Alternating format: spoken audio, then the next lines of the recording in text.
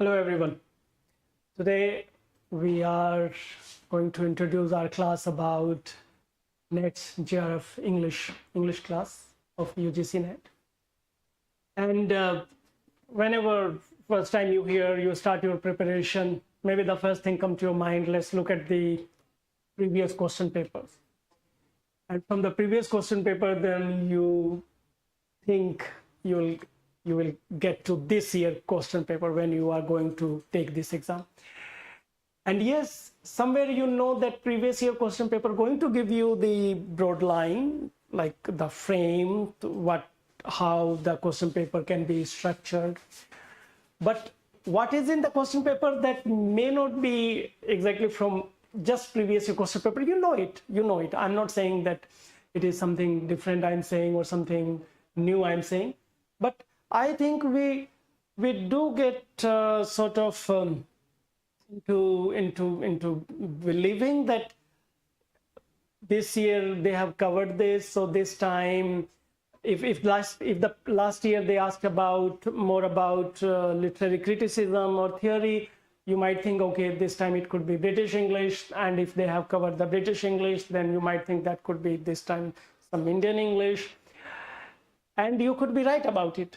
But then again, because the people who are making question paper, they know what you might think, and that's why there can always be some surprises there. And when the surprises are there in exams, we don't like them. So, but because the people who are making questions, they know it, and they know that what you might be kind of concluding, or how you trying to find a pattern, and according to that pattern then you are setting a question paper, and they know it and they might break it. So point is that whenever we prepare for English, I know about English, so I'll talk about English, and of course that applies on all other subjects. But when we prepare this exam of UGC NET, you should tell yourself that everything is going to be there, and it could be anything. So what is then your best preparation? The best preparation is that you go for everything. Now, going for everything will demand your time that you have to have. I don't believe any kind of crash course. Of course, the crash course can work when you have been already into it, and then you are like, okay, there can be some classes, there can be some teacher, they can take you through it. A bit of revising the stuff, highlighting some main works, some main authors, main literary movements, and of course that can help. But then again, your first try should be that you go for everything and you have that time on your side. Though this time the tentative date is somewhere between end of June, last week of June, that this exam would take place. So we have April, May, June, end of March, so 3 months. And from here, now get to everything. And when I say everything, now let me come to what is our English literature syllabus in English UGC NET. In English UGC NET, there you're going to find that thank you, थोड़ी ज़्यादा वैसे कम हो सकती थी. So when we have English, actually English literature, I will write here. Sometime it might come to your mind when you think, what is literature? So literature, basically, people have different definitions, but you can think of literature, anything that is a sort of writing, serious writing, a writing that is of its own time, a writing that is adding to the old writing, a writing that is not something that is repeated, a writing that is not something some copy paste. It is a writing that has originality, that is talking about that particular time, adding to that knowledge. So it is different from just some repeated work or just some work that is not adding to the knowledge. It's different from that. So literature, because another definition of literature is that any kind of anthology, any sort of field, be it is medical science or engineering, and then we can call it that to literature. So literature, in English literature, you can think of it a tradition of knowledge, a tradition of literature, writing, and that is describing, that is telling the stories, that is getting into verse, singing, and all that moves from one generation to next, from one time to another. It is never the same. It is not the copy paste. It is of its own time, and there is something fresh about it. So all then those works, of course, can be called literature. Another thing, literature about this, when the printing press started in 1400 century, so there were this anything that came into printing form, they were calling it literature, because anything that was worth printing, that was of that sort of work, readable, and maybe that came with the work that added to that knowledge. So now in English literature, when we cover the syllabus, when we think that what you need to read, of course, earlier you will find dramas, and drama is like, for in old times, it is not that they were movie theaters, theaters, but not the movies like the cinema, not the biggest screen. Even the novels were not there. Novels came later in 17th century, 18th century, famous novelist, and then 19th century and later on. But before that, these are the dramas, because these people, they would perform it. And when I say drama, of course, like for example, that Shakespeare's or any those plays, and anything they could perform on the stage, that will include. And in these dramas, then it can go to, it will go to even Old English. It will go to time as long as this human society, they thought of a story and they thought of performing it, that would be the part of drama. And so you cover like drama in that there is a British drama, American, Indian, all these are the part of our syllabus. Then there is poetry. Poetry is there, and fiction is there, and non-fiction is there. I think non-fiction. So actually, you know that poetry, anything then that was into in verse, anything that was rhyming, in old times, of course, rhyming, though later on there came the blank verse and then free verse. They were not rhyming, but at some point of time the poetry would be rhyming. It was different from prose. I think when I'm saying fiction and non-fiction, they both can be the part of prose also. But in poetry, that verse, sonnets, elegy, ode, these all are the part of this poetry. And as I said that, of course, later on it was not rhyming as in free verse or blank verse. Fiction, we will be including novels, short stories. There are lots of short stories written in, like I remember, there are lots of famous American writers including this Walt Whitman and the people who were writing novels, they were also into writing short stories. So that is also one chapter we have to pay attention. We should pay attention. And then non-fiction, you will have biographies. There are memoirs, and there is a work of maybe essays are there. So that will be the work of non-fiction. So that part, like always there, and in poetry, as I said, there will be verse and sonnets.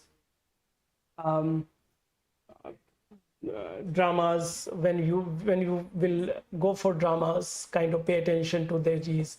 You will find the British, American, and of course Indian, and dramas from everywhere.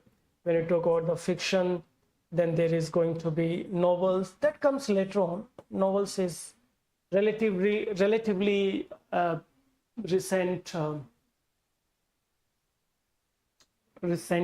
turn of literature or telling a story.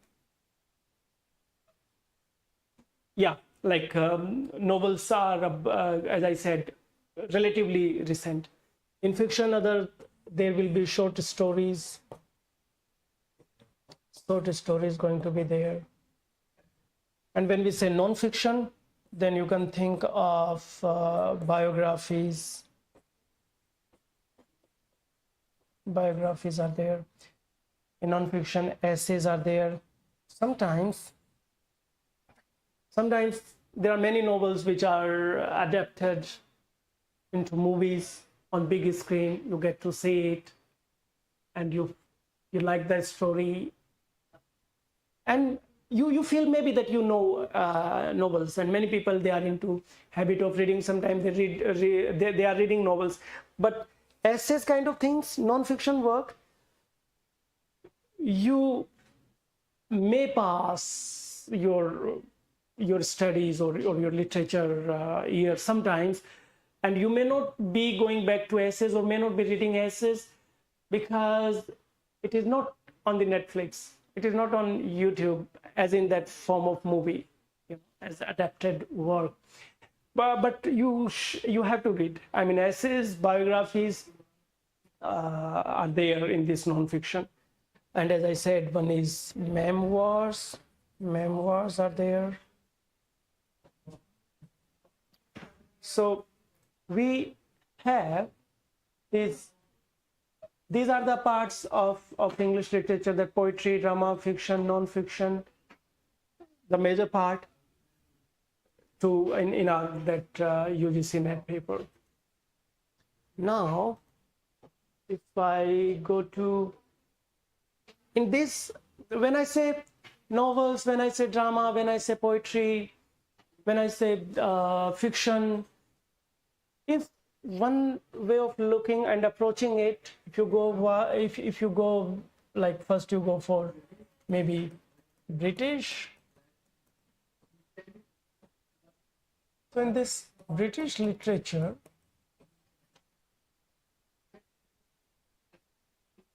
now why, like, I'm writing British literature first? Why not American or Indian literature? Because the thing is that if you think of like all the works that has been done in English literature, most of that come from British, like that is from the Britain.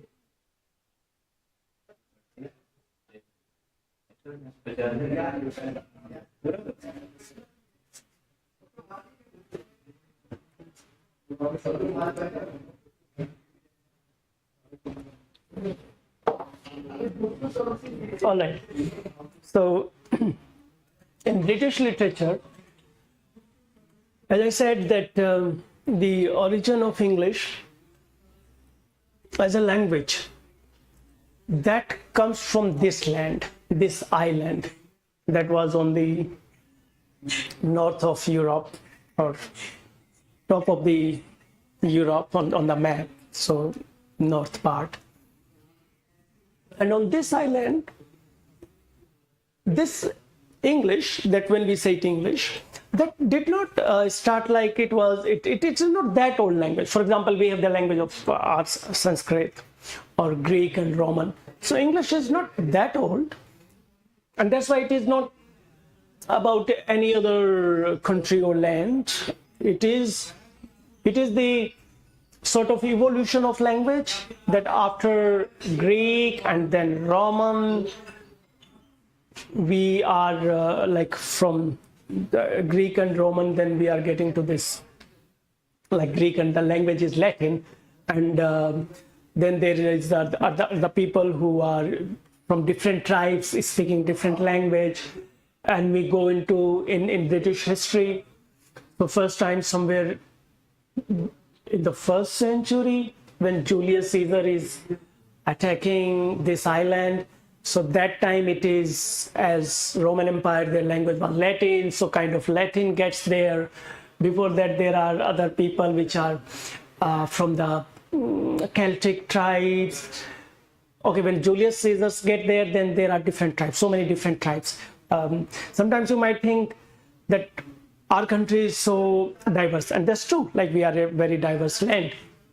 But so were many other lands in the world, and so was this island. So when Julius Caesar get there, it is Britain is one of the tribes whom he defeats, and kind of established the rule of this Roman Empire, and they start calling it Britain. So though there were so many tribes, but why the Britain only? Because he met them first. Excuse me. Then there is, as I said, there is this Celtic. So there are the Britain, this tribe. This is a tribe here, but then that goes to the name, becoming like the name the Britain. And then there are these Celtic people are there. Celtic people, again, it's these are the people who are covering this North Europe, Ireland, somewhere Scotland, and they also have a language that is not, again, it's not English, because I'm talking about the first BC and BCE. Okay, so like BC and then AD, but in some scholars or some people, they would say BC and BC also. So before Christ, not Christ, before that common era, and that common era, BC and CE. It goes like this. Anyway, so I'm talking about the first BC and then first ED, or in that time, so like 2000 years back. So there is a Britain tribe, this Celtic people, and later on, after 4th or 5th century, there are this Anglo-Saxon comings. Then this Anglo-Saxon is a Germanic tribe. So Anglo-Saxons, when Anglo-Saxons are coming, then this is like Germanic. They have this Germanic language. So somewhere there would be influence of this Germanic language in this particular geography and on their language. After, okay, it's Anglo-Saxon. After Anglo-Saxon, there are the Vikings. Vikings are coming. Now, Vikings, Anglo-Saxons there, and it's still, English is still not there. English is coming. English that we have in today's form, of course, some Germanic words will be there, but in somewhere 10th century, 10th or 11th century, it is Norman. Norman is like this from the one area of the France. So from the France, the people who were the Vikings, Scandinavian country who had settled there. Now from the France, they are like conquering this island.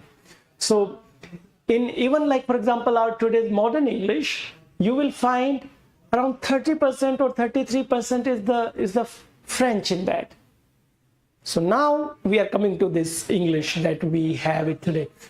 So not from Anglo-Saxon, but from these French people.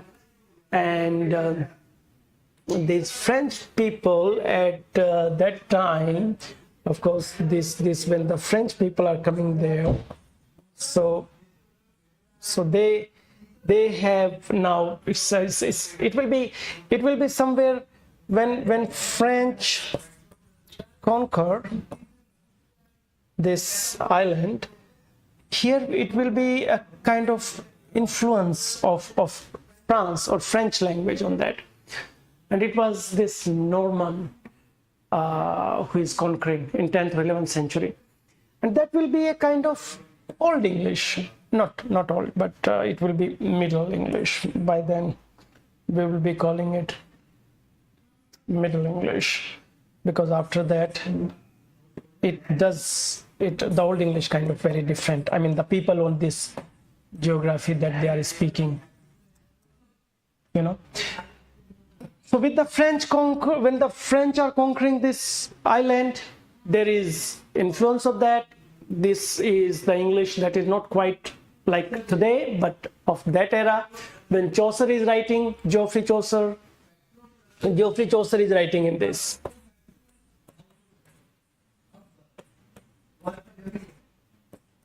Geoffrey Chaucer is writing in this Middle English, and that English is different. So I'm giving you an outline of this English history a bit, history of English language, and how then we are coming to this age where we are today. Once you know that this English language is made of all that, there is a bit of Germanic influence, a French influence, you will know that when we can expect some similarities, and why this language is what it is today. So some outline, some background to this story you will understand. And why it is important, because I think when we understand the background of some people, background of a language, we have the better understanding, the bigger understanding, complete understanding of even today's writing or today's work. So in Geoffrey Chaucer, there's a certain kind of work, and when we come from Geoffrey Chaucer, when we move to in British literature, or I was, like as I was saying, British English, because I was talking about the evolution of this English language. Here comes the time of then, if I say early modern age. Early modern age in terms of this English language at the same time. And yes, it's early modern in terms of because now beginning of this beginning of going back, or revival of this Greek literature, Greek knowledge system, this Plato and Aristotle, Socrates, their knowledge, their theory, their books. And that's why, because it's revival of that age, and this early modern is it then says Renaissance as well. So it's Renaissance. Renaissance and early modern age, I'm calling it the same, because some people would not be comfortable with saying it Renaissance, because that means that as if they had revived then only. Before that they were lifeless, or it was like, you know, when you say that there's a revival, it means what? Before revival, were they dead? That doesn't sound that fair to the people who came before that, because as I already said, this guy Geoffrey Chaucer, that was from Middle English, you know. So like Geoffrey Chaucer, also the person who is who's considered father of this English literature, you know, English literature as in things which were then written in English. Of course, as I said, the literature can go back since we have the human history, those Greek people, and in India and everywhere. So there are lots of literature, but English literature, this Geoffrey Chaucer is considered a father of that. And he was not in Renaissance. It was before that. It was before that early modern age. Geoffrey Chaucer is from Middle English. Okay. But this is what happening on this island. And actually the one point I was trying to say, that why the British English literature is kind of more vast and more in the center when you are preparing for UGC net. And again, that doesn't mean that you can go to the exam center thinking that, okay, all is going to be around British English, because I have seen a kind of pattern that, as I already said, it can surprise you. So you need to be ready for that. But as I was just giving a bit of the overview of British English, so here, and the most old literature in English. So after Geoffrey Chaucer, when we come to early modern age, it is the time of, in Renaissance, it is the time of Elizabeth. Elizabeth. And you know Elizabeth, and then Elizabeth the Queen in 16th century. Now here, when you understand, when you try to understand any literary work, of course it is important that you understand whole that social context, those events around it, what kind of changes, political changes were taking place.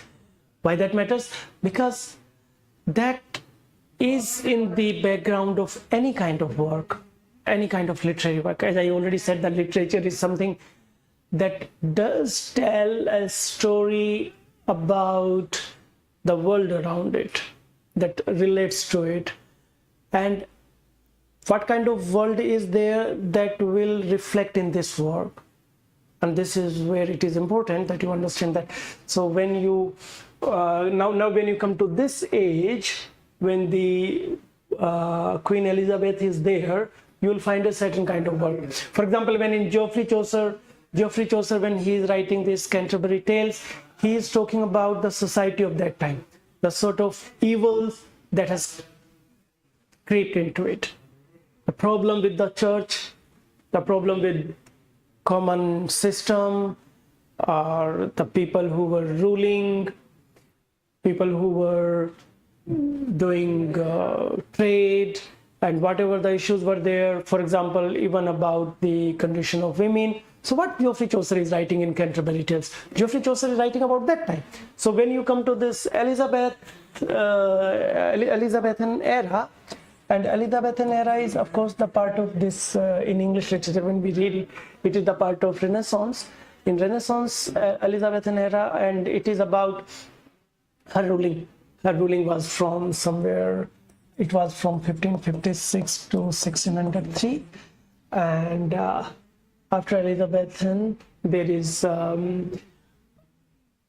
actually this Renaissance and early modern age, when we read in English, it goes from somewhere middle of the 16th century. So let's say from 1550, and then 1649. 1649 is the time when, because during 1640s there is a civil war in England, and there is this guy Cromwell, who they actually behead the king. That time it was who was this? Charles the First. So this era is until his death, when the Cromwell come to power. This we consider, this we bracket as early modern age from Renaissance. One part of this Elizabethan, then this guy James the First is the king after. So it is, we say, Jacobean era. and then after that Charles the First is there. So this Carolinus, again, because the name is like, for example, name after Elizabeth, this James, but you will find in English literature they will call this Jacobean. Why so? Because this is in the Latin. So James in Latin is Jacob, so Jacobean era. It goes like this. That is from somewhere this 1603 to 1605, 1603 to 1625, and then there is this Charles is there. So when Charles is the king, they call it again this era, as I said, Carolean or Carolius era. What does it mean? It means again like the name in when you are going to read English literature, you don't need to, as I was telling you, that because the English is coming from this Latin and taking something from Greek and French and all that, so many times the names, these eras are also given, they are also influenced by these old languages, as I was telling you, the kind of evolution of this English language. So in this era, when you understand that what is happening in that society, you will understand that why the Shakespeare's work is talking about lots of time about kind of conspiracies or power struggle and one kingdom to another kingdom, why there is lots of talk about some new legislatures which are being made, why there is a kind of satire or attack on the people who are ruling, because those were the realities of that time. So that understanding this thing, that works. By the way, if I just ask you, what do you think, who were in this early modern age and this Renaissance time? Just tell me, think of some names that we need to cover, and you must know that is the big that is somewhere important chunk of this English literature, because when we, after Geoffrey Chaucer, when we come, there's many great names, towering personalities, they are the part of that. And of course, when we talk about this Elizabethan era, there will be Shakespeare. And when I write Shakespeare, I think anytime anybody who write William Shakespeare, take a pause and actually really think about his work, because his work then is not only about that with his age or his lifetime it finishes, it begins there and it kind of always remains there. After Shakespeare, if any other author coming, any other big literary movement is coming, it's not like that every time that Shakespeare about his, after his life, he was as popular as during his time, because time changes, society changes, their priorities change and their interests change, and that's why what the historian, what kind of work they are reading, that would also change. So, but point is that William Shakespeare is, as you know,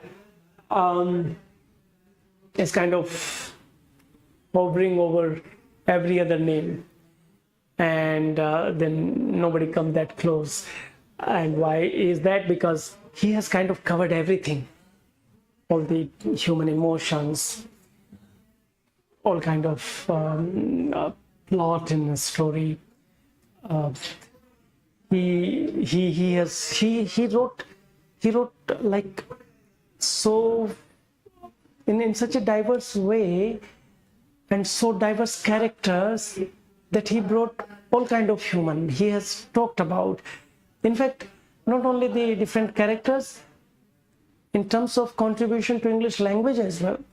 He has contributed so much.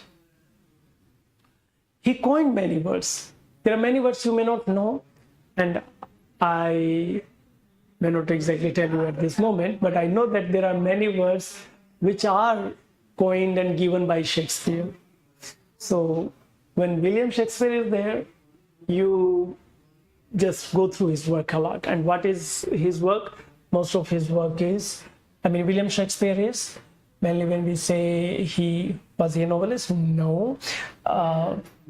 He was writing these plays. He was a playwright. Mainly he was a playwright. And this spelling is, again, pay a little bit attention to this playwright. So he was a playwright. He was a poet too. He wrote sonnets, lots of sonnets. And he was writing many these plays, and his plays are, of course, his plays are so famous even till today. They are performed. There are the different group by his names, Shakespeare's societies, club, drama societies, or whatnot. So, and how many plays, There are around 40 plays, and there are more than 100 sonnets written by, I don't remember the exact number, but of course it's more than 100, maybe 138 or 160 or something, sonnets written by Shakespeare. And apart from sonnets, there were poems written by Shakespeare. So there is a lot with this and Shakespeare, as you must be knowing if you are in English literature, of course. And after Shakespeare, if I talk about this Elizabethan age, then what name?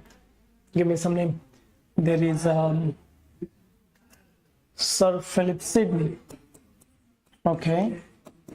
And yes, Sir Philip Sidney is there. And then there is this Spenser, Fairy Queen guy. Spenser is there. Okay. Ben Jonson is there. And Francis Bacon, the essays there. These are some famous names of this era. Reading this work means you are going to understand this era, and that is the central to this age. After these authors, once you must pay attention to, once you have gone through their work, must pay attention to metaphysical poets, metaphysical writers.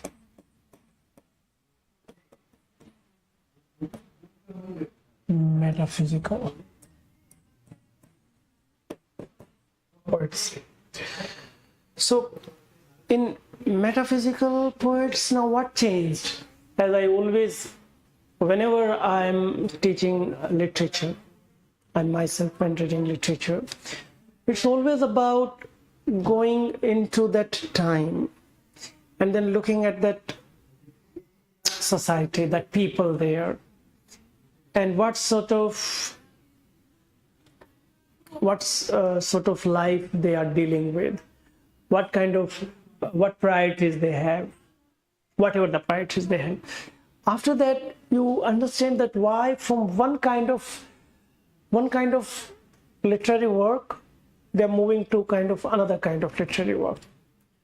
So, for example, now this metaphysical poets, what do you think? What happens in this Renaissance, that after this Shakespeare's, this plays and dramas and sonnets, how we are moving to this metaphysical kind of work in literature? This is because that when in this political situation, see, like the politics is intense. There's a lot happening there. How a queen, that's Elizabeth, was there for 50 years, and then King James is coming, and after that King James, I mean, this political situation is stable. Of course, it's stable. But at the same time, as this, with the Renaissance, the kind of questioning, as the human now can reason, human can think, and human can find the answer. And all the answers, they don't have to like depend on some supernatural power. Now, supernatural power is, for example, when we talk about the metaphysical poets also, it's not like they don't believe in some kind of supernatural power or something, or the religion is kind of going down, maybe going down a bit, because when the human reasons and sort of a scientific temperament is coming into picture with the new way of thinking, but at the same time, that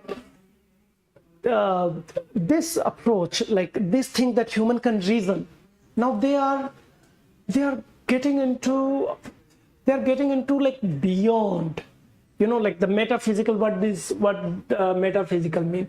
Metaphysical is where you are, meta means beyond in Greek, and it means that what you can just see, what is perceivable to you, that you can perceive with your senses, when you are going like beyond that.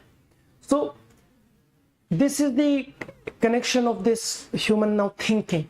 Now our writers, thinkers, philosophers of this age, now they are going in that realm where they are trying to explain the things where beyond human senses. And this is then this that brings metaphysical poets, metaphysical writing, metaphysical thinking. In these metaphysical poets, they are known for, like, one big name is of course John Donne. John Donne is a kind of considered again father of these metaphysical poets, and they are having this conceits.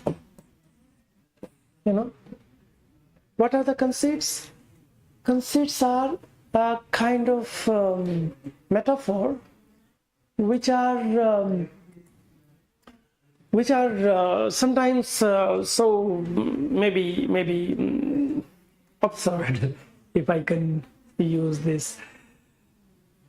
I mean, like in one poem, he goes on to comparing him to his lover, kind of those legs of a compass.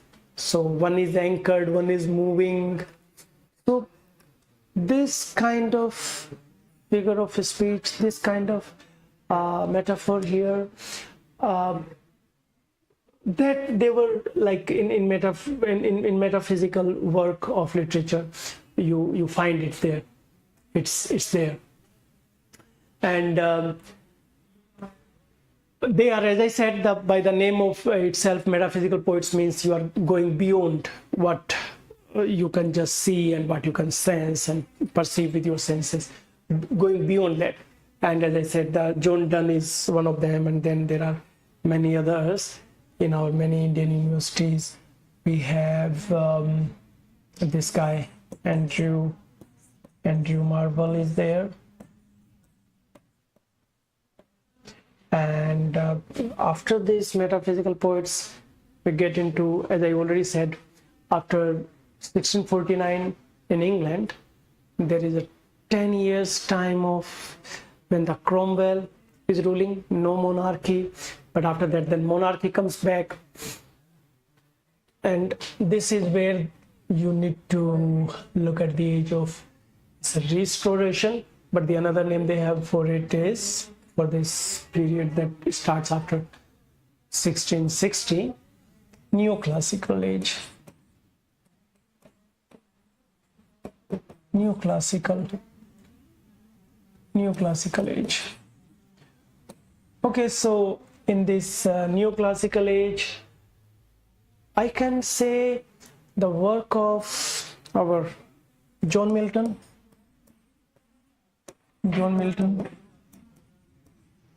that is also coming somewhere 1667, but I think more important than 1667 is what his work is. John Milton is for Paradise Lost.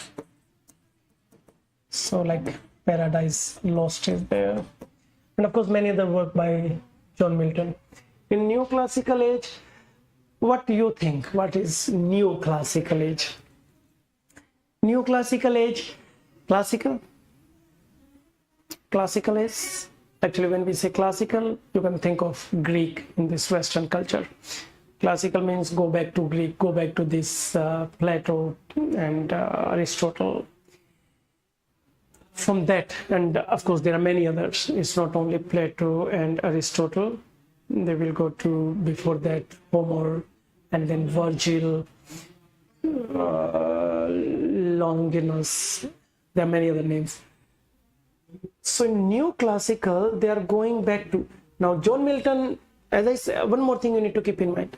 Whenever I say this age, this era, of course it doesn't mean like a kind of sharp end, that this date ended and then the next era begins. Human society, our work of literature can't be bracketed like this. It can't be some mechanically close at this age and then there is a different kind of work, and before that there's a different kind of work, but these are the metaphysical end at this age only. No, of course not. So when I say neoclassical age, because what the John Milton is writing, John Milton is very much like this. Paradise Lost is an epic, it's an epic. There are, first it was published with the 10 books, then there came 12 books, and this is sort of emulating those great writers of those classical Greek writers. And but this neoclassical age is when again those classical time is kind of coming back. It's coming back to us. It's coming back to with new kind of, according to this age, according to this time. Of course, they will bring that frame. They will bring those structures. They will bring that sophistication, that style, and with today's time, they will make it. So this is from the new classical. This is the new classical age.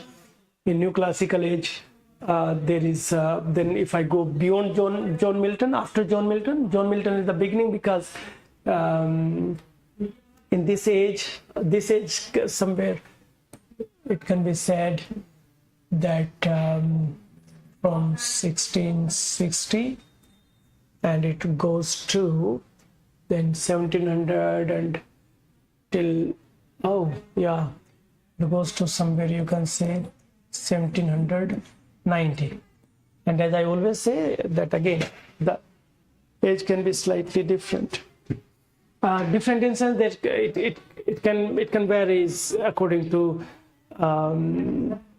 if you think with the certain criteria, you might have it 5 or 10 years after and before. So that's like always there, 5 or 10 years, more and less. So 1660 to like 1790. Wow, that's a big age. And in this age, the some famous name that I can write, of course, after John Milton, I will say it is John Dryden, a big name in English literature. John Dryden is there. Later on, there is Alexander Pope is there. Alexander Pope is there. Alexander Pope is there, and Jonathan Swift is there.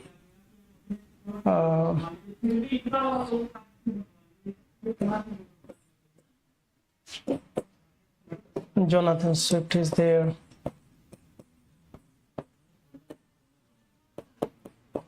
And Alexander Pope, Jonathan Swift, John Dryden, and who else is there? Okay, so somewhere these are the name. Of course, there are many others name, but this is what I can think now.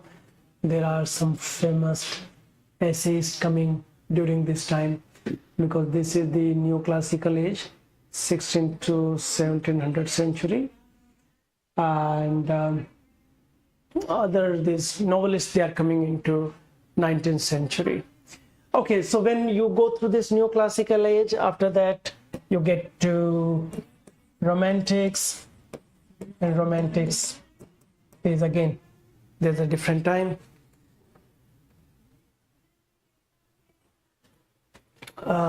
Romantics are, and this is a different kind of work, this is a different kind of literature. It's not like that you can't find that same sort of work into the history of English literature. You can, but at that scale,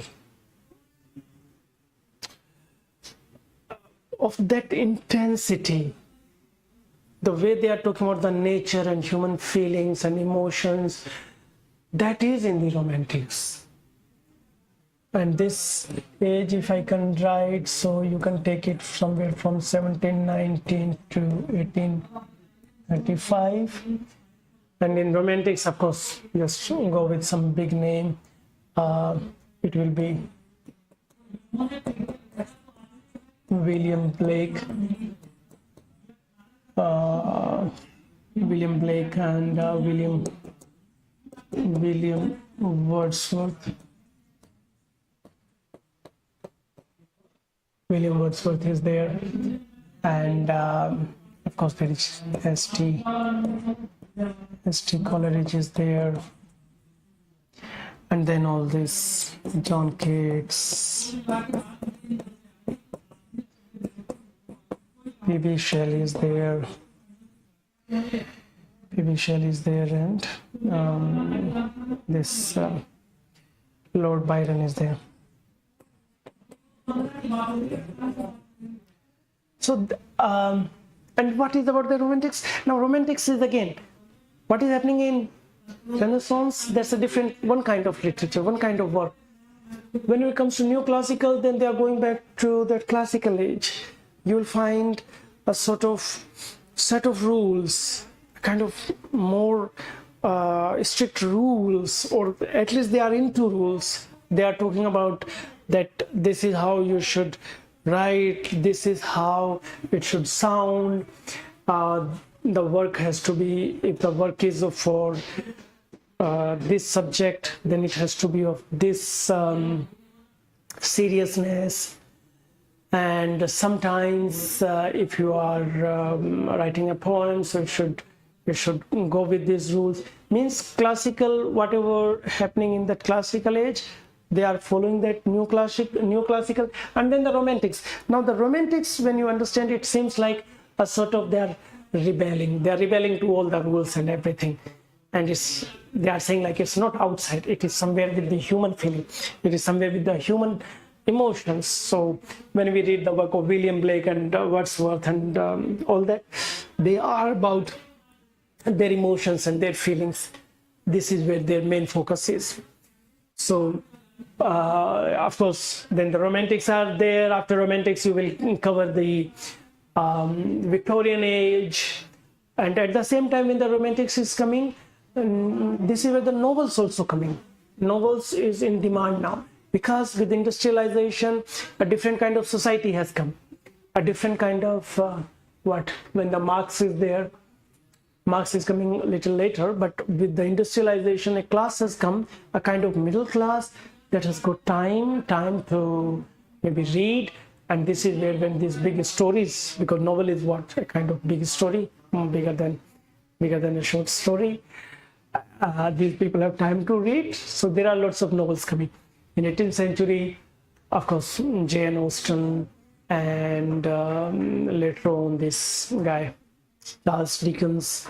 All these are coming then in 19th century. I'm talking about the 19th century here. I mean the end part of 18th century and the 19th century, 1800s. So here these novels also have come, and after that we are moving towards the modernism. Then the First World War. This in modernism, it's a different kind of work. This T.S. Eliot and W.B. Yeats, Ezra Pound, their poetries of one time, of one type, a kind of world that has gone into this great war, and the outcome of that. So then one kind of work, then Second World War and the post-World War, all that. So go with my suggestion is go with that era. Understand that era, understand those people, understand that society, look at the work, look at the writer, you will understand it better. Of course, now when I talk about how do you understand, this is where comes literary theory and literary criticism. So I just tell you very quickly that after all that, when you talk about literary theory, then you are, there are the different people, they would say that, okay, this is how you understand a work. You understand a work when you know you just need to look at the text, a kind of new criticism, structuralism, that like it started with the Russian formalism, and they will tell you that how everything is in the text there.